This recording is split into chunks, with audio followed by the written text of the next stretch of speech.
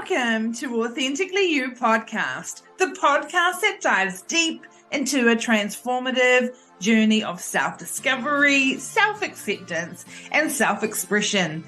I'm your host, Kirsty Hankin, and I'm here to guide you on a path towards embracing your true, unapologetic, authentic self. In this podcast, we'll embark on a quest to uncover the secrets to breaking free from societal expectations, shredding the masks we wear, and stepping into our own power. Each episode will explore the questions and challenges that our listeners face on their personal journeys, providing practical insights and heartfelt advice. But it doesn't stop there. Authentically You Podcast goes beyond just answering your questions. We're here to introduce you to a diverse lineup of incredibly knowledgeable professionals who will share their expertise, wisdom, and experiences. We'll bring you thought-provoking interviews that will inspire and empower you. This is Authentically You Podcast, unleashing life on your own terms. I'm Kirsty Hankin, and together, let's unlock the power within and live life authentically. Remember, you are not alone on this journey. We're in this together.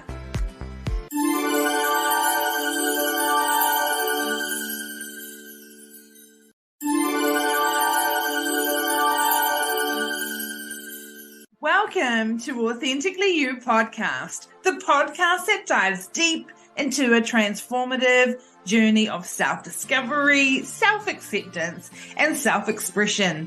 I'm your host, Kirsty Hankin, and I'm here to guide you on a path towards embracing your true, unapologetic, authentic self.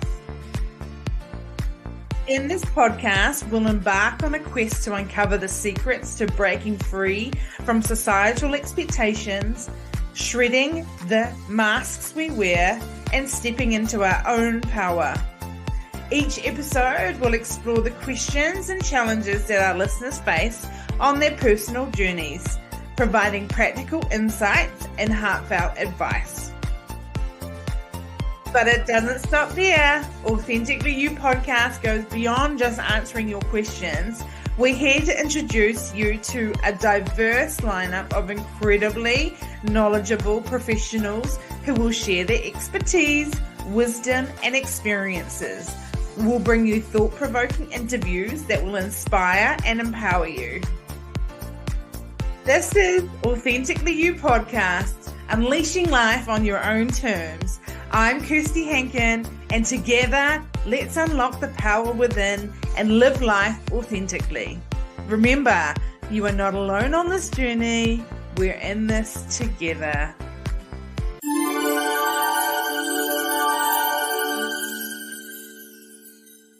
Hello and welcome to Authentically You Podcast. We're so excited for today. We have the beautiful Nikki in the house, and I'm going to give you a little bit of information about her, and then we're going to get into it.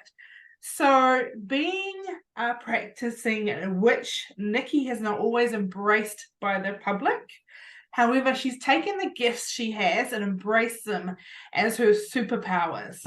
Her intuition and witchy ways are now her work, and the magical candles she makes send magic into each home.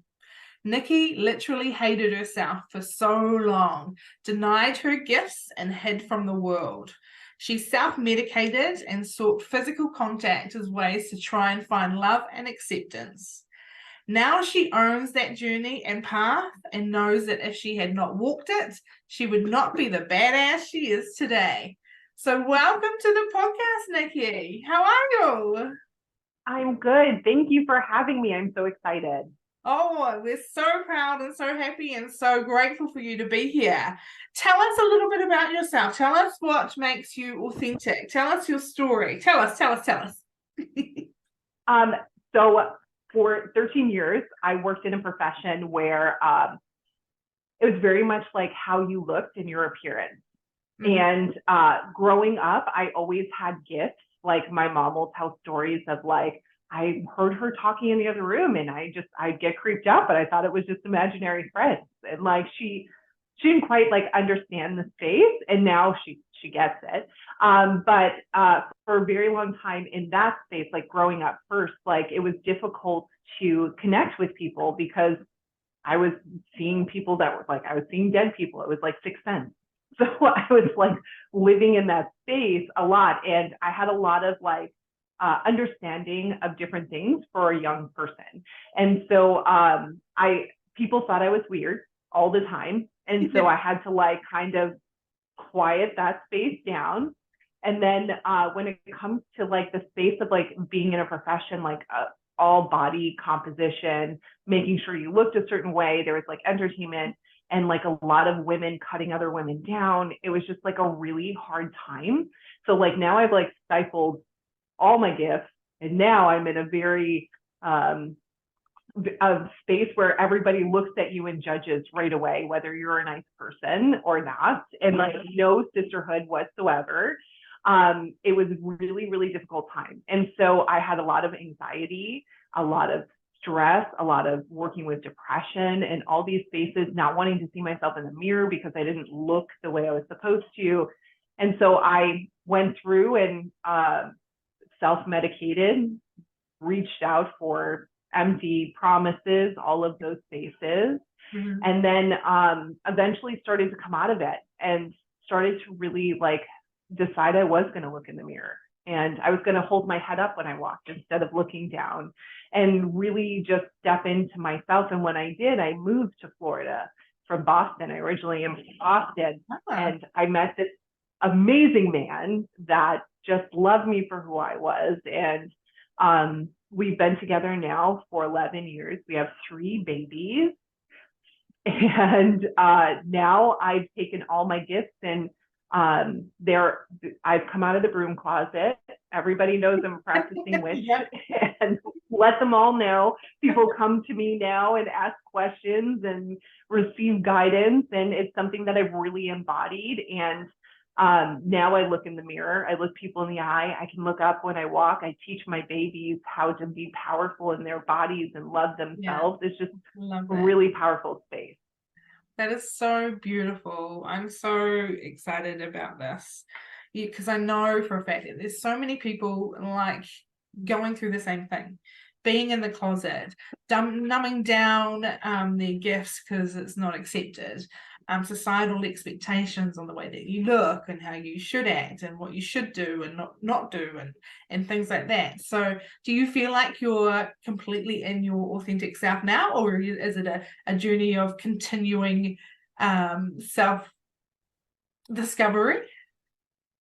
I feel like it's like, so every time I'm like, I got this ish, like I'm good, like I know where I'm at, all of a sudden something like unfolds and I was like, well, this is something new that I had no idea we needed to pull out, heal all over again, and start working. I just feel like it's always like, we always hope for that quick moment, right? Like we're healed. And then it's just never this, it's never true. Like there's always something else that comes up, like something somebody said to you that you've held on to in your body. And all of a sudden you get that activation. You're like, damn, I didn't realize I was still holding that. It's like an onion, isn't it? You peel off one thing, you're like, yes, I'm good. Oh no, here comes another one. Here comes another one. So it is a journey. It's an ongoing journey, isn't it? And it's beautiful. Challenging, right? Challenging.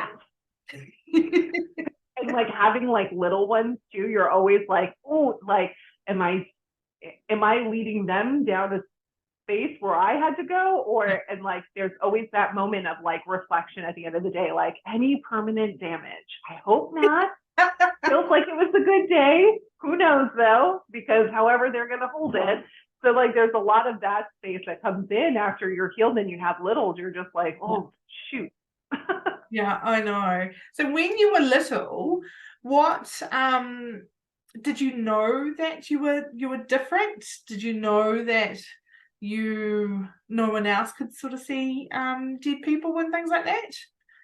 Yeah, so there was lots of times where I would like sit down for lunch and my mom would like hand me my plate, and then I would like look like, and she's like, are you like, what else do you need? And I was like, you didn't give this person something. And so she would like always be kind of weirded out in that space. So I like knew she must not be, like, it started to like calculate in that space. And then when I would tell my friends about stuff, like, oh, there's a person that lives in that closet, they were like, ah, and like didn't want to stay at the house, you know, like all kinds of fun stuff like that. Or when you have like those sleepovers when you're like a teenager and they're like, let's play with the Ouija board. And I was like, well, I don't think you want me to do that. Whole different level. But if we want to do this, let's go. But so like those moments were always like really like impactful for me to just be quiet instead, because everybody was, that's the weird girl. Yeah. So when did your anxiety sort of kick in? Was it teenagers or was it even younger than that?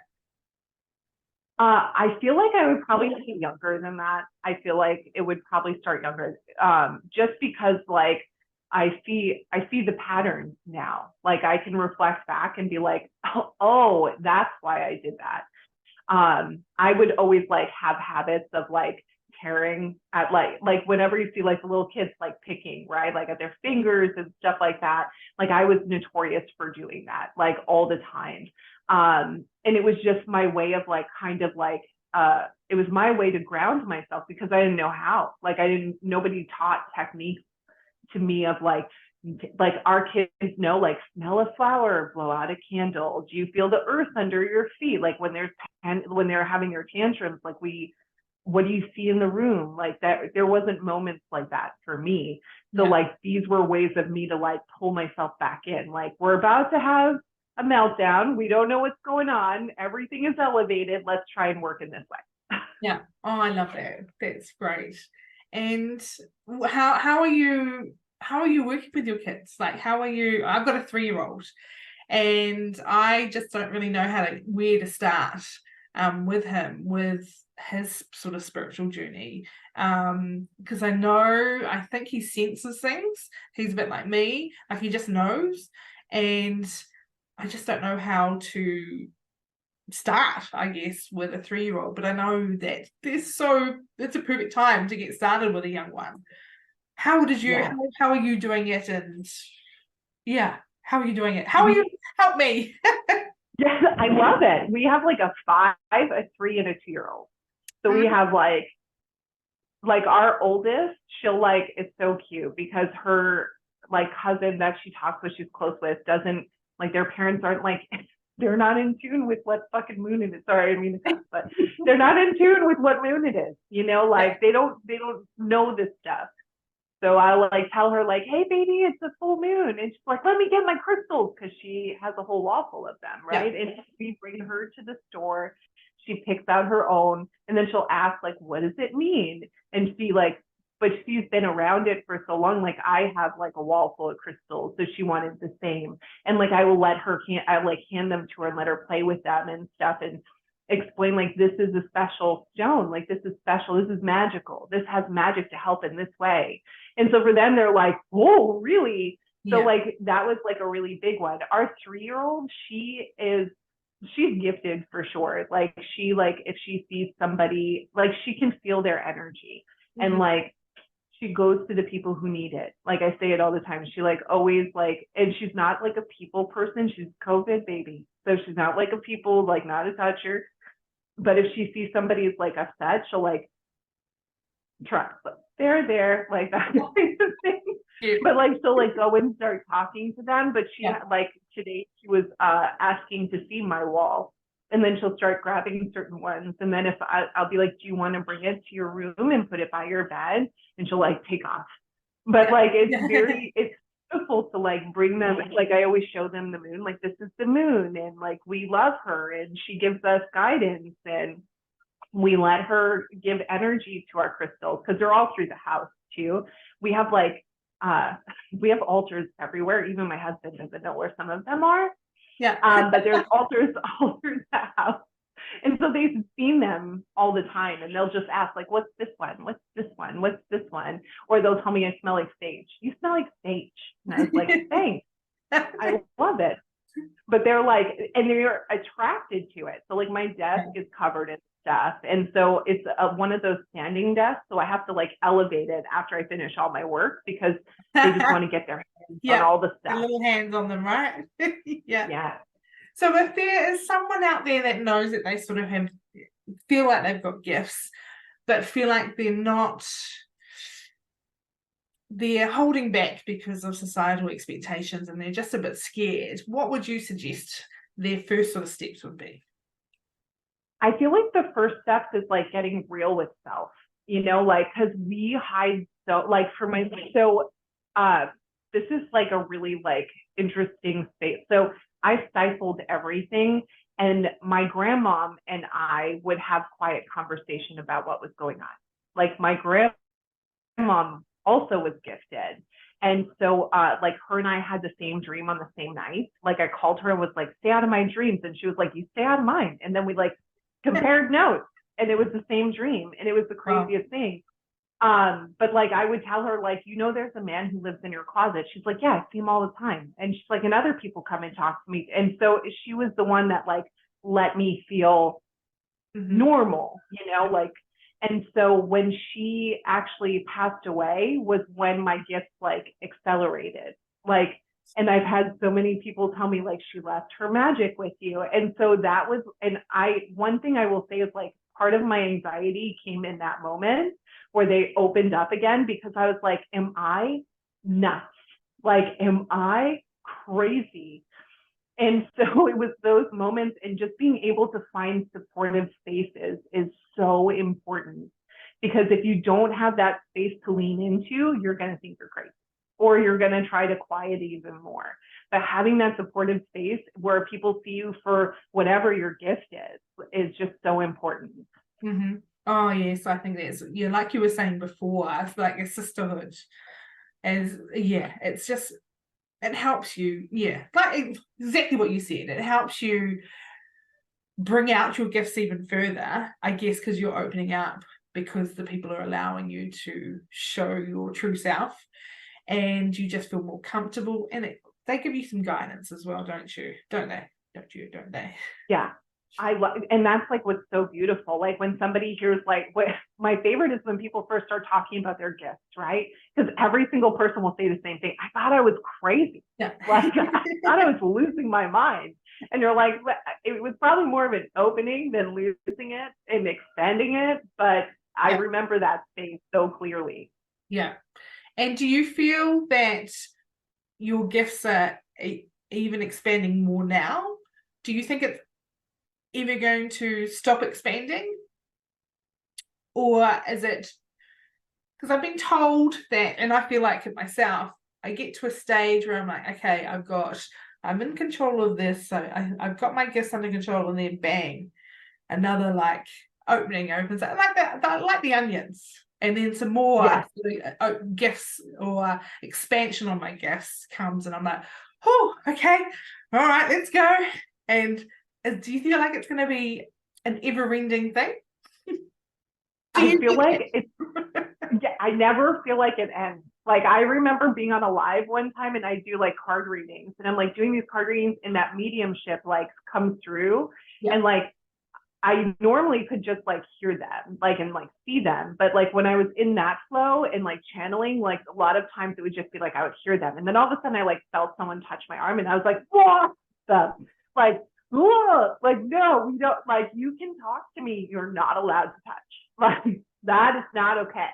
We keep hands off. And so like, that was like a moment where I was like, okay, these are expanding like 1,000%. And so I just feel like there's always like, where I feel like when you start to trust the space, and you start to trust your gift, and you're like comfortable, and you lean in, and you're just like, okay, this is who I am now. This is the new gift that's come in, and I'm okay with this. Boom, a new one comes in. Because we've like opened the frequency for it to come in. We've made the space because we've leaned into this and stopped fighting. So now we like, okay, come on in. Here's some more. You guys, you're good with this. Let's add 20 other weird things. That's really well explained. I love that. And how do you have boundaries within your gifts? And how have you made those boundaries? One in particular was on Halloween, like 3 years ago.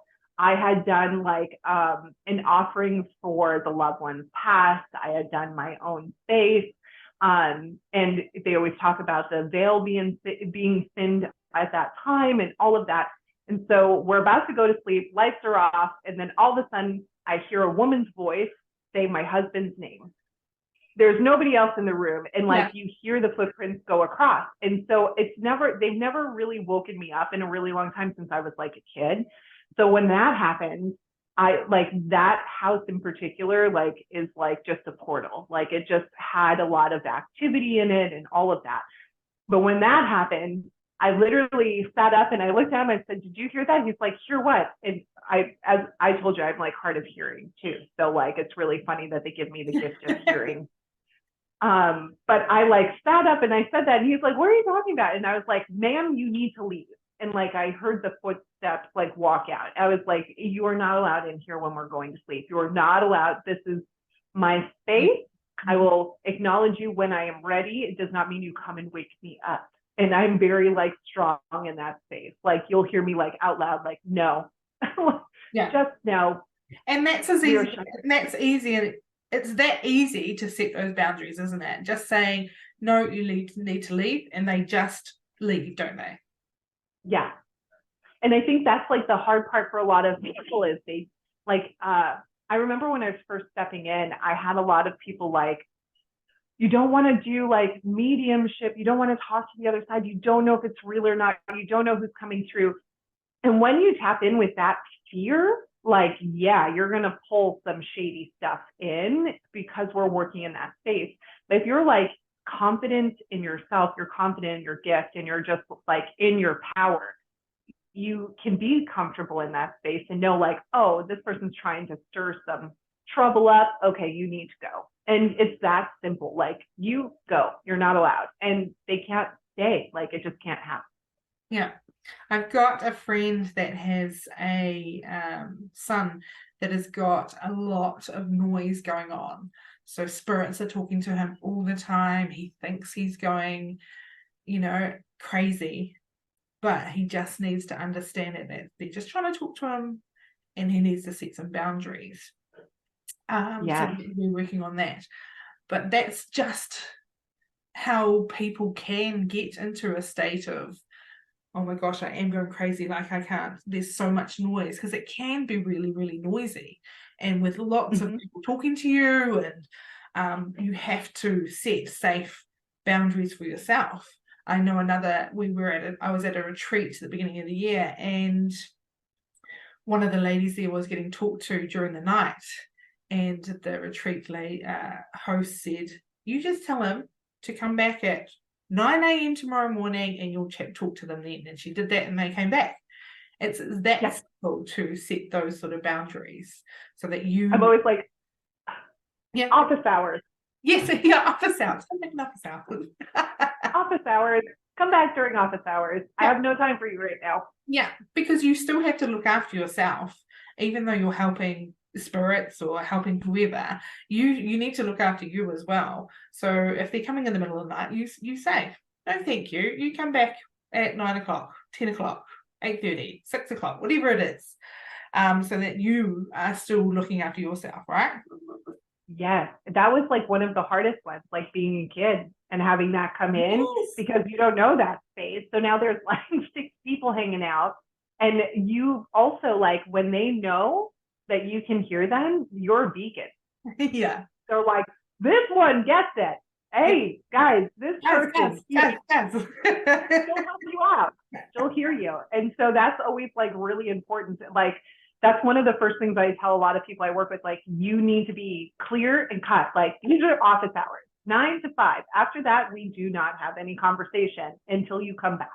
Yeah. And that was like a really powerful, but I think that you have to believe it too. Like, you have to shut it down at that point. Like, walls are down. Yeah. Yeah. So when you, how do people break free from societal expectations in your view?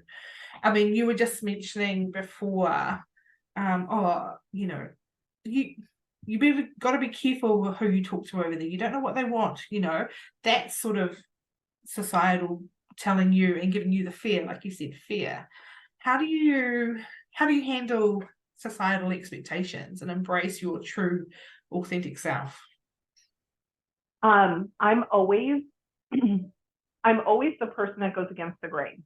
Like, and it's not purposely. Like, if somebody says they like blue, I'm like, not blue stuff. Like, I'm not that person. Yeah. But I do have my own way of doing everything. And I guess, like, for myself, I've always had, like, this might sound weird the way I say it. Like, trusting people isn't always my strong suit. Like, I'm the person that has to figure it out for myself. So if somebody says, like, the pan is hot, I'm going to be like, is it? And then put my hand down. Like, I am that person. And I know that. And so I'm always the person that will try something first. Like, if somebody's like, who wants to try this? It's usually me that raises my hand. It's just who I am. Yeah. But I had to find that, right? So, like, when I was working so hard to be like the people pleaser and do the things like everybody else did, it took me a really long time to find that childhood excitement of, like, doing something new again and standing in that space. I think it's really important to remember that we're not pizza. We can't make everybody happy. Like, it doesn't work that way. Like, so being able to kind of open that frequency, like, if they're telling you, like, you have to be scared, like, why do I have to be scared? Yes. Well, it could be somebody you don't know. What if it is somebody I do know? Like, that's kind of how I worked with everything. I always protected myself. Like, even when I work now, like, I first tapped in with, like, runes before I did, like, readings, like, with oracle cards. So I have, like, runes, like, written on my desk for, like, protective space. And, like, I work with my candles for protection as well. And, like, I worked very heavily in that space, and I did my research there so I could protect myself if I did open and receive. And when I did, it was just really magical. Like, on the other side, I love the phrase, on the other side of fear is freedom. Like, when you can tap in and, like, give the gift of a message to someone who just lost somebody, it's just, like, really beautiful. And, like, knowing that you're creating a moment for that person to, like, fall in and remember and hear what needs to be said is just really beautiful. And I don't feel like any person that I talk to, when they're like, aren't you scared? I'm like, no, because, like, it's just such a beautiful experience to see the love that comes through from both sides. Like, you get to see that space because you're like the bridge. Yeah. And I can imagine that you could see the healing from the person receiving the information, right? Just getting that closure, I guess, in some cases. Yeah. Yeah. When many people sort of struggle with imposter syndrome, so feeling like they're wearing lots of different masks in different areas of their lives, how do you think we could navigate this challenge or step into their own power? They might be in their own power in one part of their life, but they might be in another, caught up with a mask in another part of their life. How can we get it all aligned? It's really funny because a lot of, like, I always joke I could talk about, like, peanut butter for 30 minutes. Like, if I need to do a live and somebody's like, talk, I'm like, what do you want me to talk about? Because I can talk about anything, like, literally anything. And I love that space. Like, one of my other gifts is being able to, like, speak, but also it's the negative side to that is learning to shut up as well, right? So, like, those are one of my spaces, and I own that I do. I work on it constantly, but it doesn't mean I don't get nervous still. Yeah. Like, that's the part that I think that people don't realize is, like, a lot of times people get caught up in that, like, imposter syndrome that I'm supposed to feel like it's easy. It's supposed to come easy. It's supposed to flow. But I still get so scared sometimes. Like, if I do my card readings, I'm like, I'm not even talking. This is just somebody coming through, giving message. I'm good, right? Like, I don't have to worry about it. But then if I, like, go into, like, my community, or I go live somewhere and I'm doing, like, a knowledge drop, I'm like, oh my gosh, like, who wants to hear me talk about this? Like, who wants to? And it will be a beautiful live, and people receive message that they need. I do the same thing with my candles. Like, I'm going to create this candle. Who wants to buy this? And it's, like, the bestseller. So, like, there's always those moments that come through where that mask will come on for me too. But it's the idea of understanding that it's just it's a part of us that's trying to protect moving forward. Like it's trying to say, what happens if you fail? Look, we'll protect us and stay here. Like we'll keep this mask on because no one will think we're weird. We can stay in this space because people won't see and hear us and witness us. So let's wear this beautiful mask. And then if you talk to that version of you and understand that it's from a protective space, you can let he, she, that whoever know, like, it's okay. We're healed in this space. We've come this far. Look where we've come from. So now we can acknowledge and not try to fight it. We can like let it come through in the wave, but also as a wave, it's going to go back out. Yeah. So I feel like in that space, like I still work with that stuff. Even before coming on here, I was like, oh, what happens if I don't have something to say, which would never happen. But that was like a game in my head, right? Like, yeah, what if you can't talk? What? When can I never talk? Like, that's just not a thing. So it's just, I have those moments too. I just don't let them camp out. And I acknowledge her and I explain to her, like, we're okay. We've come this far and we have so much to share. So it's okay. And whether it subsides or I just move through with fear a little bit is like kind of where I work. I'm always also the person that's like, do it scared. Like, it's okay, do it scared.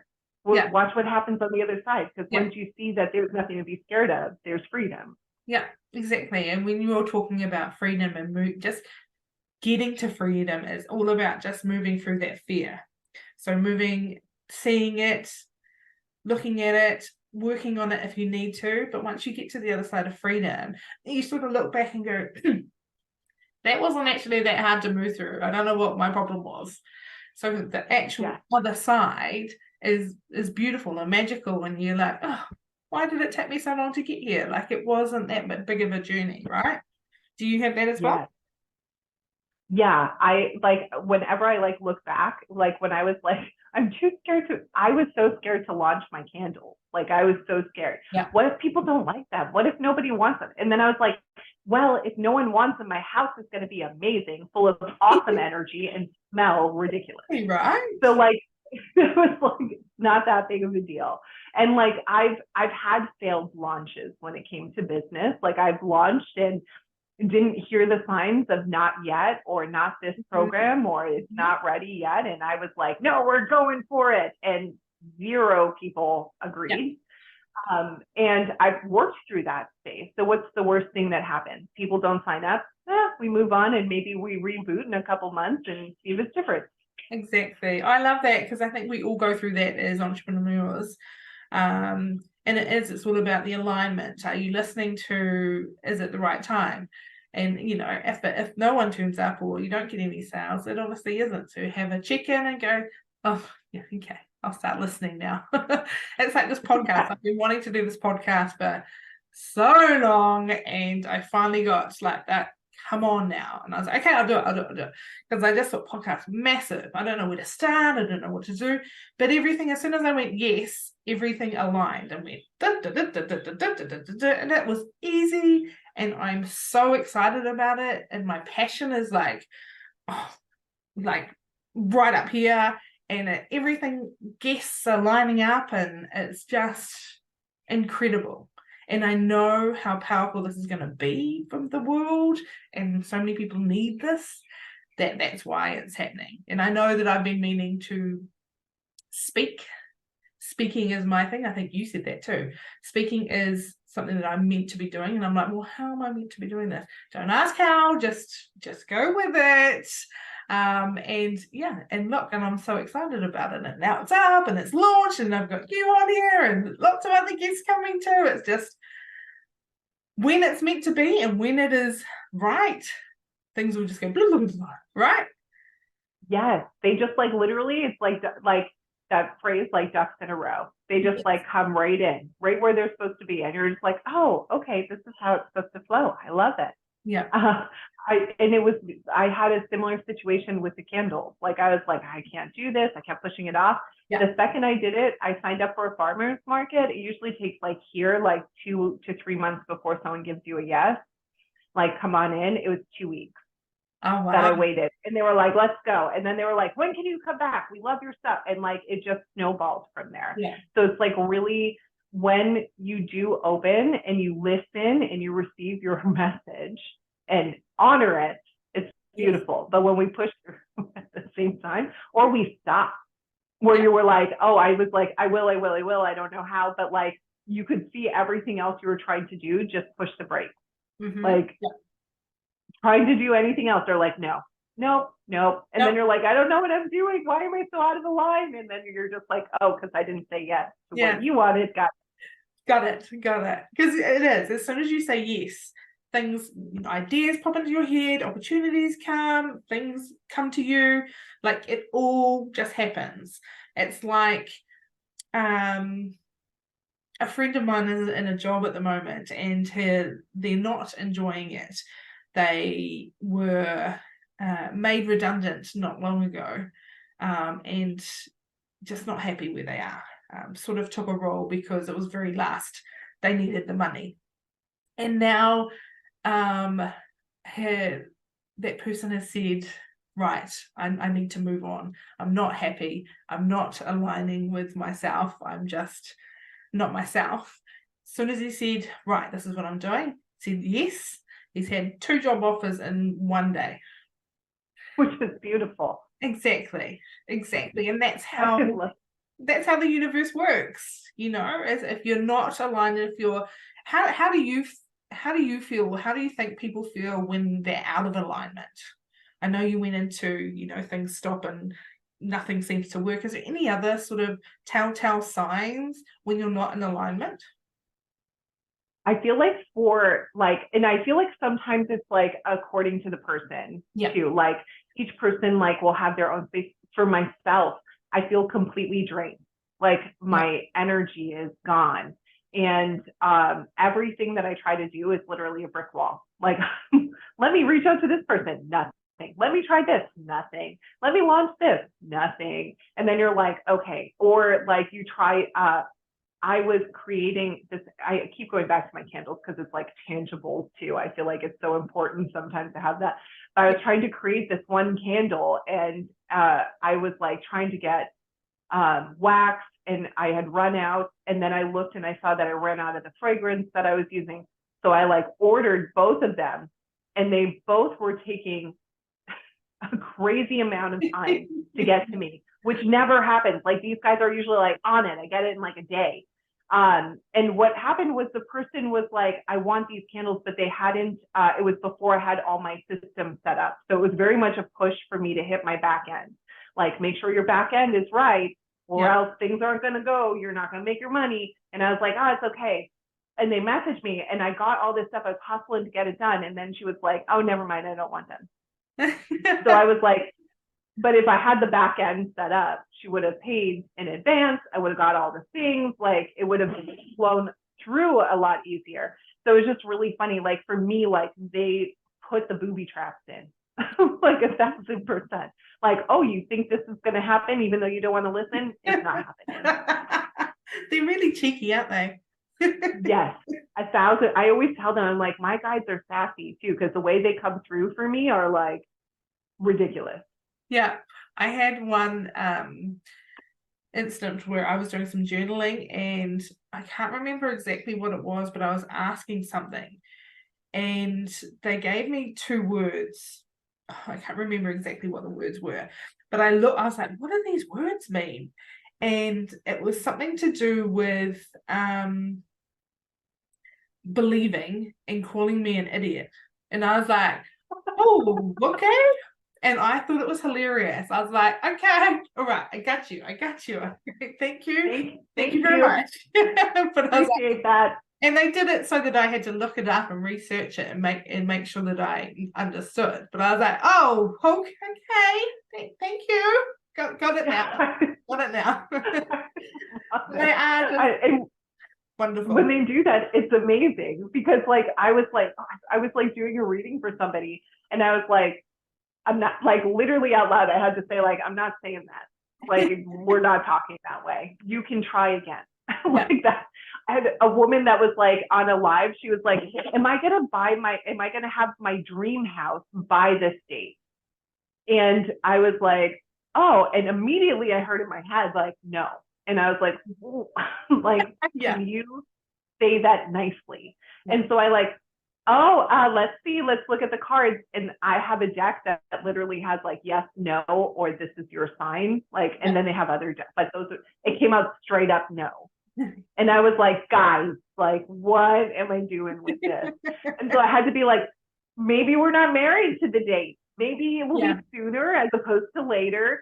And I was like, how are you going to throw me on a live and be like, no? I was like, I can't do that. Yeah, exactly. Straight to the point. No, that was the question. We answered it. No, right?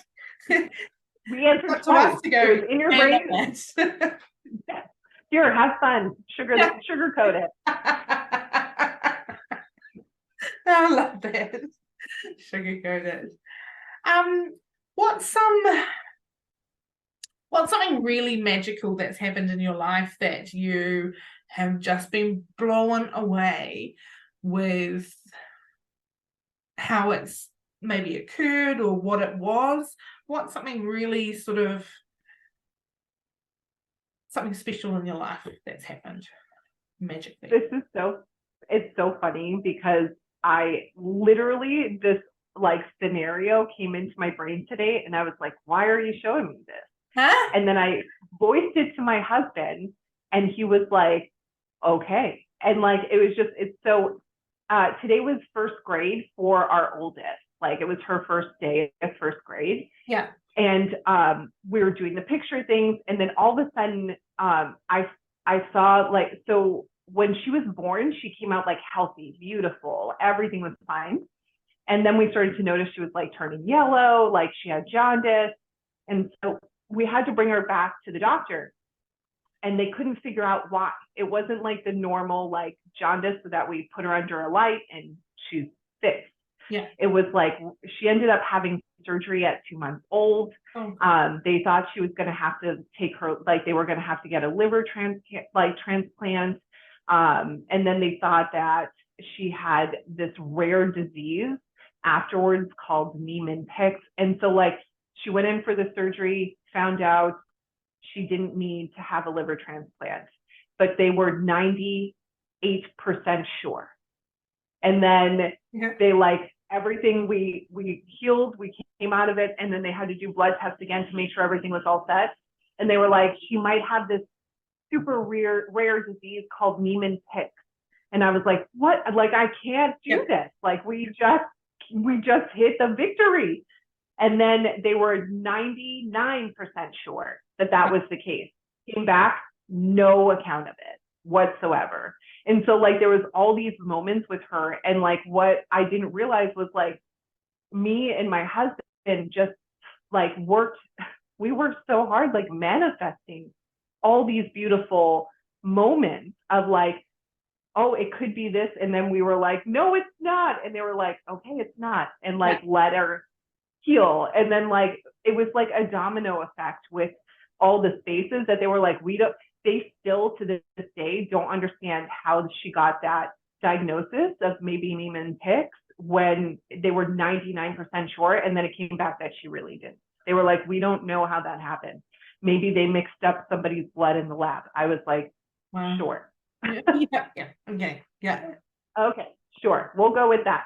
But it was just like one of those powerful moments today where I was like, and it was one of those moments where you were like manifesting from such a deep love. It wasn't a matter of like, I need this materialistic thing. Like it was, I need this beautiful life to survive and this love that was created. And so it was just really one of those moments today where I was like, that was like absolute magic that happened. Like there was no doubt in my mind. And when I said it to him, he was like, I didn't even realize that. Like that's really true with all the like close calls that we had. It was crazy. Yeah. Oh, and she's all good now? Oh my goodness. Like today she just tested out for her next belt in martial arts. So she's like this little badass. It's so cool. She like kicked the board and broke it. Like she has like a scar, and like she has a scar from her surgery, and she'll probably have it like her whole life. But every time she talks about it, she'll tell like her brother and sister, or she'll tell somebody who makes comment like, this shows you I'm a survivor, like I'm a warrior. Yeah. That's what she says. This is my warrior mark. And I was like, it sure is, baby. Like it 100% is. It means that you're meant to be here. Yeah. Oh, that's so special. Oh, yes. Yeah, I know. I was like holding it back. I was like, don't cry here.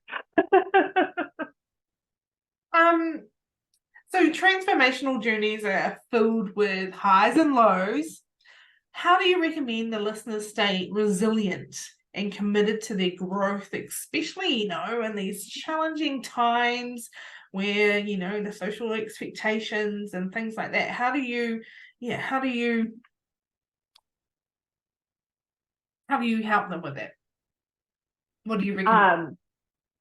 I do like a couple of different things. Like, I'm really big on auditing your timeline on your social media.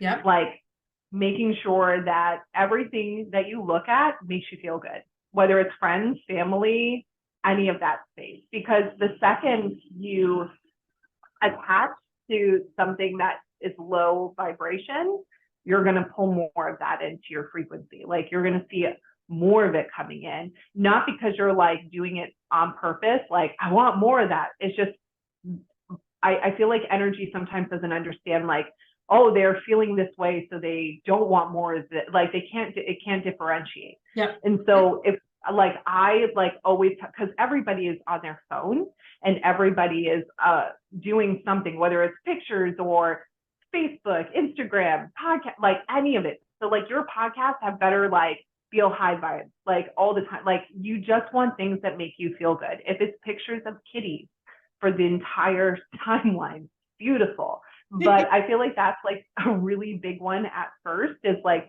working in that space and then like transforming that into like real life. Like who are you surrounded by?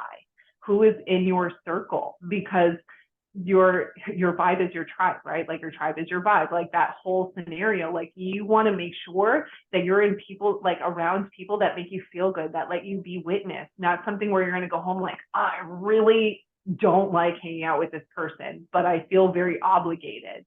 Mm-hmm. Like there shouldn't be spaces like that. There shouldn't be like a need to do it, because that also will feed into like more people pleasing, I feel like. Those are like two big ones I like to work with at first. But then there's also, like we meditate, we bring in different ideas, we start to read like starting to work in that self-help is always like also accustomed to the person, like whichever way they go. Like I don't love to journal. I'm not great at journaling. But I come through all the time with a great channel. Like they say that you should write things down. And I was like, I don't know why, because I wouldn't. But for you, it feels like this is what comes through. But I also feel like movement too is like a really big part too, of like getting your body to like release the energy through some form of movement. Like I feel is like so powerful too. So when we do have those low vibrations, like just looking at the ways that we can turn it around, because the second you feel that high vibration, you're like, yes, I want more of this. They listen that quick. And I think people don't realize that. Yeah. And that high vibration is the vibration we want to stay in. We want to stay in that high vibration. So keeping in that is really important. When it comes to surrounding yourself with the people, and when you mentioned, you come home and you're like, I really don't like that person. How is it that you can sort of release those people from your life without feeling bad, or, just how do you release them? I work a couple of different ways. I'm also like, I can't fake a hello. Like if I see somebody I don't like, I can't be like, hey, I'm more like, yeah, and off I go. Like I can't do it, just because like they're gonna feel, my face won't let me do it. Like 100%. They're like, don't look at, or I have to like look away. Like I know what my face is doing. Yeah.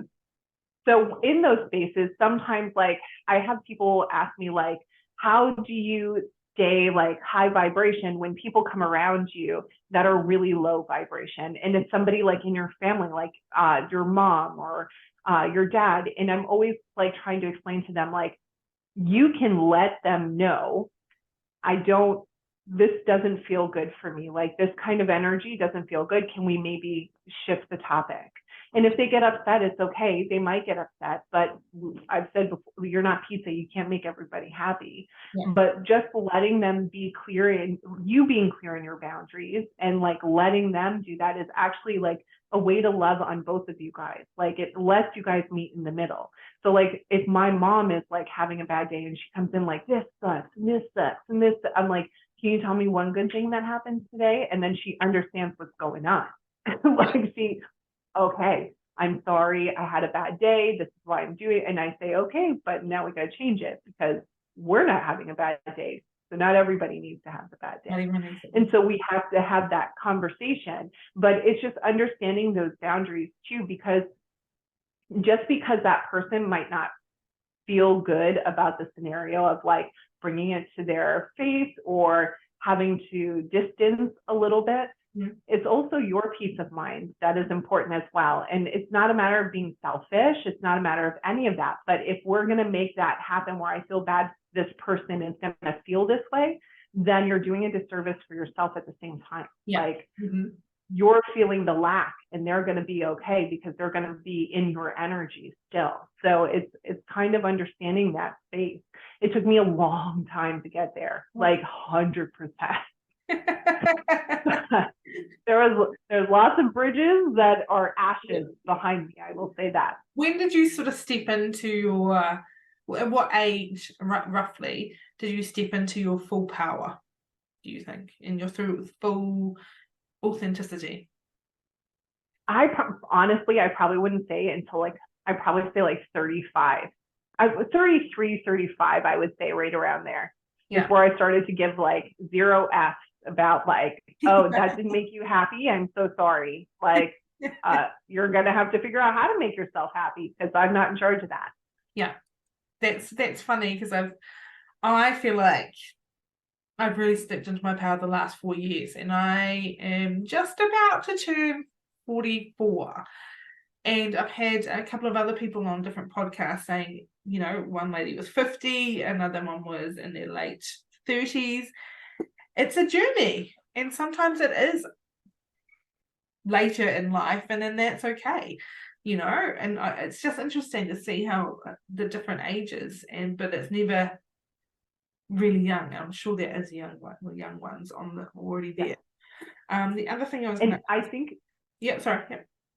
I think a lot of it comes too from like generational spaces too. Like, if you saw like family members being like people pleasers, or the family was like in a negative space, you're just like, oh, this is okay, it's just the way that it is, when it's not meant to be that way. So like, I feel like it takes that time to distance a little bit and grow into yourself before you're like, the rest of the world isn't like this? Oh, okay, I can tell them to shove it and I can be okay on my own. Okay, got it. Yeah, got it. So I feel like for me, that was like a really big one. Like, everybody stayed together because they were family. Everybody stayed around. I've known them for so long, but you don't like them. So like, why? Yeah. And there's a couple of things that I coach when I'm with teaching with clients, is if they're around a low vibrational person that is talking about something that you don't want, you don't need that in your life, you don't need it, it's not going to serve you in any way. Another way to do it would be saying at the end of the sentence or conversation, just go, oh, that's really interesting. Hey, have you heard about, and just completely change the topic to whatever you want to talk about. Yeah. If they keep being in that low vibration, you just be kind and just say, oh, I'm just gonna go over here for a minute, I'll be back. Not be back, doesn't matter. And you can be kind when you are trying to disassociate yourself with low vibrational people. You don't have to be like, no, I don't want to be with your friend, I don't want to be your friend anymore.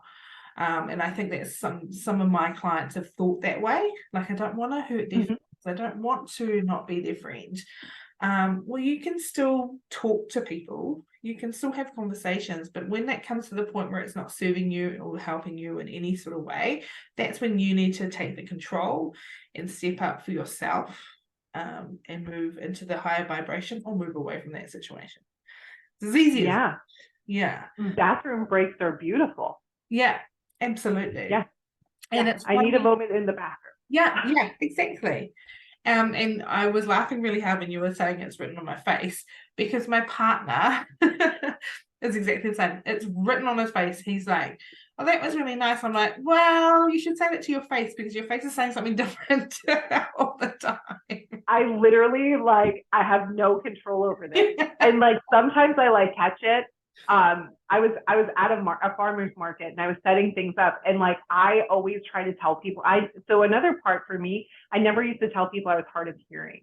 I would never tell them, because then like everybody, like, you know, they like make a big deal, or it's not, it's just weird situations sometimes.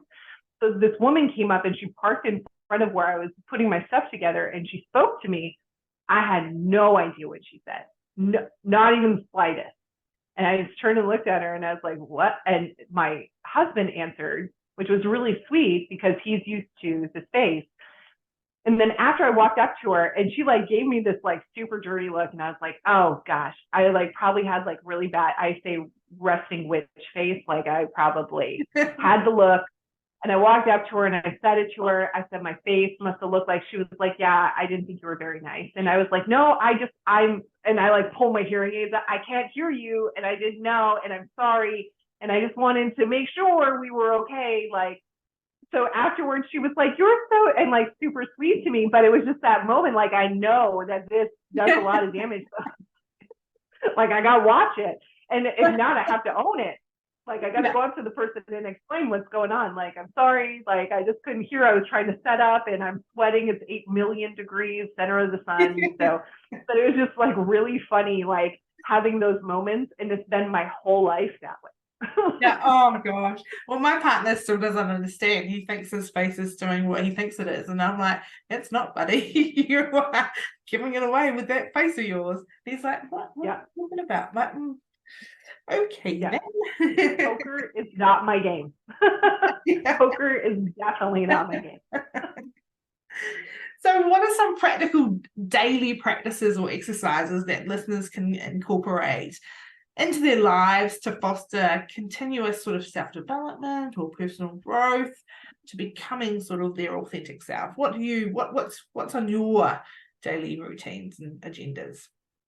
It's really funny. I used to be like really strong in like a morning routine. Like, it's got to be like A, B, and C. I'm a type A type of person. Yeah. And so like structure is like a happy place for me. And so I recently had to step into the space of understanding that even if it doesn't get done first thing in the morning, because there's 3 little minions that are in charge of my day, if it doesn't get done first thing in the morning, it doesn't mean I can't do it at all. Yeah. Like, that was like a really powerful shift for me to understand. So I used to wake up and do like a gratitude, like 5 things I'm grateful for. And I worked with somebody when I first stepped into my business that was very much like, it was marketing, and it was very much like, you need to wake up at like 5 a.m. And I was like, are you kidding me? I've been up all night with a kid. Like, no. If I get to sleep, I'm going to sleep. And then like, make sure you're doing your this. And they had this, and I was like, this is not a routine or space that is functional for me. So to be aware of a situation that might not feel right for you is really important, because if we try to like force the space, like somebody tells you like, write 5 things you're grateful for, and you're trying to write it, and you're like, this like sucks. Like, I just don't have the gratitude behind it, and it's just becoming like uniform, something that we turn off, and I just know I'm supposed to do this. It's not going to work the same. So I feel like first, like releasing that space of like, it has to be done by this time, it has to be done this way, is really like powerful in that space. I have friends that are witches, and they have their routine that they wake up and they are like, I do my gratitude list, I pull cards for myself. I do that. And they have this whole thing. And I was like, whoo, I remember the times that I could do that, but right now it's not where I'm at. So it might be 3 in the afternoon. I'm like, hey, what do you want to let me know for today? Like, let's pull a card and see what happens. But it's already almost over. So it's just like working in those spaces. A lot of times for me, though, a big one is I always have to get outside. Like for my peace of mind, I got to get outside and away from like just being in the house. I have to get my feet on the ground all the time. Like I'm constantly barefoot and it drives my husband crazy, but being barefoot on the earth and just letting that moment of like, this is the earth and me, and this is where I came from, and all of that is really like a rejuvenating space for me. I would love to say I meditate daily, but I don't get to all the time. It's not always something that is a part of my practice. If I do, it's actually I use meditation with the babies to get them to sleep. So like that will be like my meditate. I'm like doing a walk, like guided meditation for them to go to sleep, and usually there's unicorns involved. I love it. Yeah. But like that's like my meditation. So it's like very much like this understanding that I need to I had to release the grip of it's supposed to be and it should be before I could really embrace stepping into like, this is what works for me. Like today, I feel like I really need this space. I really need to get outside, and I'll ask the hubby, like, I need like 5 minutes outside just to get grounded for myself before I even step into the day. And that's something that like I've created space for. But for me, like it has to be like a plug and play kind of deal. Like I can do this here and here and here and be able to shuffle the schedule. And that's really powerful thing to know, that you can shuffle it and it's still okay, because societal expectations are, like you said, 5 a.m. get up, meditate and gratitude and do this and do that. And I've been caught up in the social media influences of their wellness journey and where they're heading, and I'm like, oh, they do that, well, I'll do that too, and it doesn't work for me. I'm like, oh, well, they're doing that, I'll do that too. But like you said, it's about what's good for you and what works for you, because I'm like you, I've got a 3-year-old now, so in the mornings, if I can sleep, I need to sleep because he's up all night most nights. And so you fit it in wherever you can.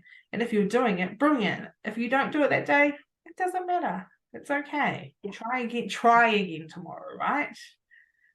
Yes. And I think like that works in all the realms, right? Like I feel like that works in like when it comes to like health and wellness, like it comes to your whole wellness journey, spirituality. Like if you don't get it done in one day, it does not mean like the cards have fallen. Like it just means like tomorrow is a new time to continue. Like continuing is the biggest word that I love. Yes. Like starting again. Yeah. Yeah. Yeah. Like I don't believe in start over. I just pick up where I left off. Yeah. Well, that's really nice. So if anyone in the audience wants to get in contact with you or work with you, what ways can they work with you? So I completely forgot about a whole space earlier. I do custom spell work, and what that means, like, and I know it sounds, it's always really funny in this space because people go to like Etsy and they like see like, oh, spell work right here. When I do spell work with somebody, I start out with 3-month programs with them. And what we do is like, we sit down, we have a conversation about what you're trying to call in. There's like 2 Zoom calls in the container. So at the beginning, we tap in and we talk about like what you're trying to call in, what's going on now, where you feel stuck, and like what we can work in the space. And then I do the spells for you. And then I check in pretty frequently, but there's another Zoom call that you have contact me through a messenger service. I use Telegram. So it's all about like working in Messenger. And then we do another Zoom call to like collect the space. Like, okay, how is everything flowing? What do we need to do to move and pivot because things have come into your frequency? How do we shift into what you want next? And so it's always a level up through there. So it's really funny. So whenever I say like, I do custom sew work, some people are like, I need to get my ex-boyfriend back. And I was like, it takes more than like one thing. Yeah. Like we've got to work in a couple different spaces.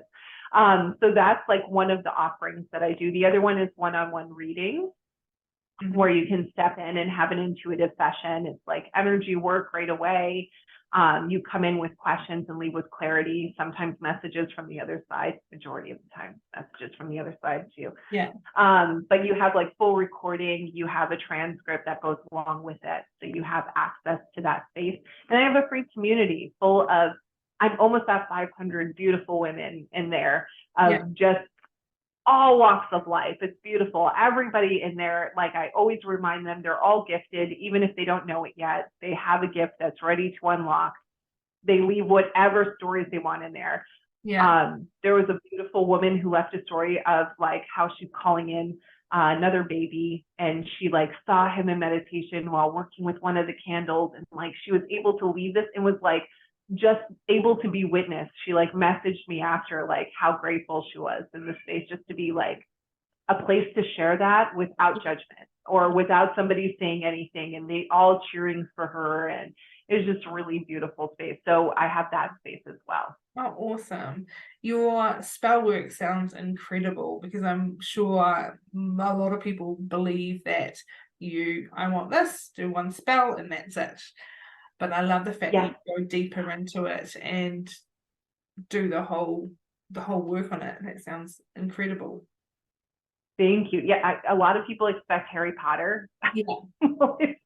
No, it doesn't. It's like deeper work than that, because especially if the person has never worked in that type of magic either. Yeah. It's a little bit tricky because I give homework. Like, you're going to do this on this side to work on because it can't just be all me. Yeah. You have to bring the intention also. So like we have to work together. It's like a co-creation. So they get homework. And so if they're not used to that space and they're just tapping into it, sometimes like I'm like, okay, we got to keep going. Like, I have to do what? I got to do stuff. This is why I hired you. Yeah. Oh gosh. And I know you have a wonderful little freebie for the audience. Do you want to tell us a bit about that? Yes. So my candle company is called Candlelight Intentions because they're all intention candles. My candles all have Reiki. They have different crystals, flowers, herbs, trinkets, different ways and intentions for anything you're thinking of. I do an intimacy candle, I do a money candle, I do all kinds of fun stuff on there. But for the listeners, you guys are going to get your own coupon to get 10% off of whatever order, like the full order, not just like this one candle, like your full order, because I know a lot of people work in that space and I was like, oh, I don't like that. Yeah. Oh, that sounds incredible. Well, that's amazing. Thank you so much for that. I'm sure our listeners will get on board. They sound amazing. And I have a couple of questions, the fun questions for you to finish off with.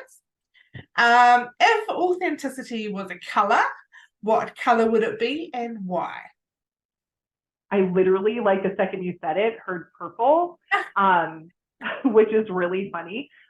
Purple for me, I work with it a lot in my candles. Mm-hmm. One, always the third eye, right? So like authenticity is going to come from your intuition and all of that space, but it's also the color of royalty. And I feel like nothing is more like authentic than like standing in your absolute power, being so regal. And so that was like the colors that came right through. Love it. Love it. If you could be an animal to express your true self, which animal would you choose and how does it represent you? Oh, that's funny. It's good. Like as you're asking, I love that. Like what's dropping in. I was like, I've never thought of these. A crow was what came through. Okay. And I know that they're like normally known for like, you know, the dark and witchy things, but also they're like super intelligent. Like if they have like walnut that they can't open, they drop it in the ground for a car to run it over so that they can come and get it. Like just that kind of like idea. I'm like, oh yeah, like I'm here for this. This is my posse. Like, I love it. I love it. And the last one, if you had a magic wand and everyone in the world had to follow one ruling you create, what would it be? That one was more, there was like 6 that dropped in on that one. I feel like majority of it would be being able to see, like, you would have to see yourself as your loved ones see you, as opposed to the idea that you make in your mind. Like, you would have to be seen how your partner would see you, or your babies would see you, or the people that love you in your life, which I think would just transition everybody into a better space. That just gave me goosebumps, like, oh, just the feeling of it. I just pictured, I felt the feeling of my partner, and it was just like, oh, yeah, oh, that's a wonderful one.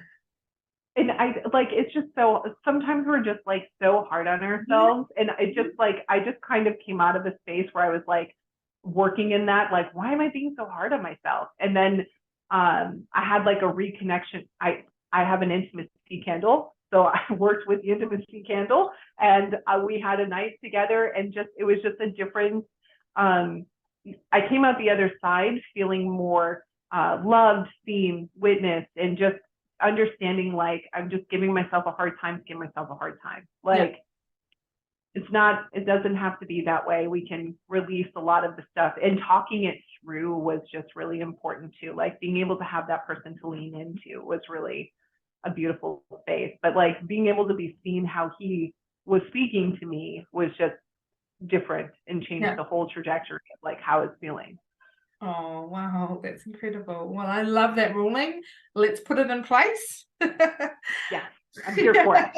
And is there anything else, or anything that you want to share, or anything that's coming through that you want to share with the audience? I just want to send a huge thank you. Like, this was so beautiful. And just, I hope that anybody that's listening to this, like, really takes that moment to stare in the mirror and think of yourself, like, from the eyes of the people that you love. Like, take that moment and let that sink in. And I promise, like, I'm about to cry over it. So I'm sure if you're actually looking in the mirror, you might have one of those beautiful releases. And I hope that comes through. Let's make it that anyone that's listening to this podcast, when you finished listening to this podcast, we want you to go straight to the mirror and picture your loved one, your baby, your partner, your mum, your dad, whoever, looking back at you and then taking that feeling in. Go and do it. We're making a rule. You have to do that now. Yes, absolutely. I'll be able to feel in and find out. Like, we'll be able to tap in. Awesome. Now, everything that you've said, how people can work with you, your community, I'll put onto the show notes for everyone to be able to access. But thank you so much from the bottom of my heart for being here on the podcast. You were absolutely amazing. Your stories were fantastic, and I'm sure everyone is taking so much from this podcast today, this episode. So thank you so much for being here, Nikki. Thank you. Thank you for having me. I loved it so much. Oh, awesome. All right. Bye, everyone. Till next time.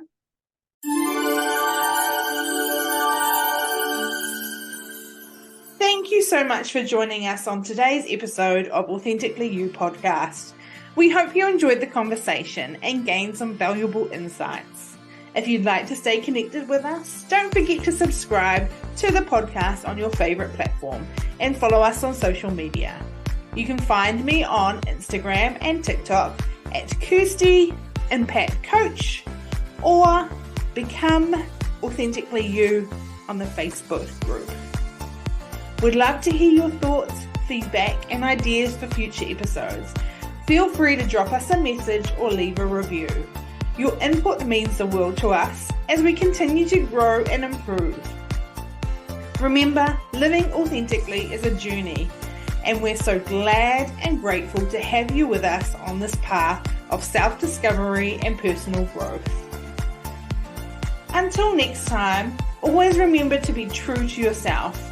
embrace your uniqueness, and live life unapologetically, because you are truly remarkable just the way you are. This is Kirsty, signing off on the Authentically You podcast. Take care and keep shining bright.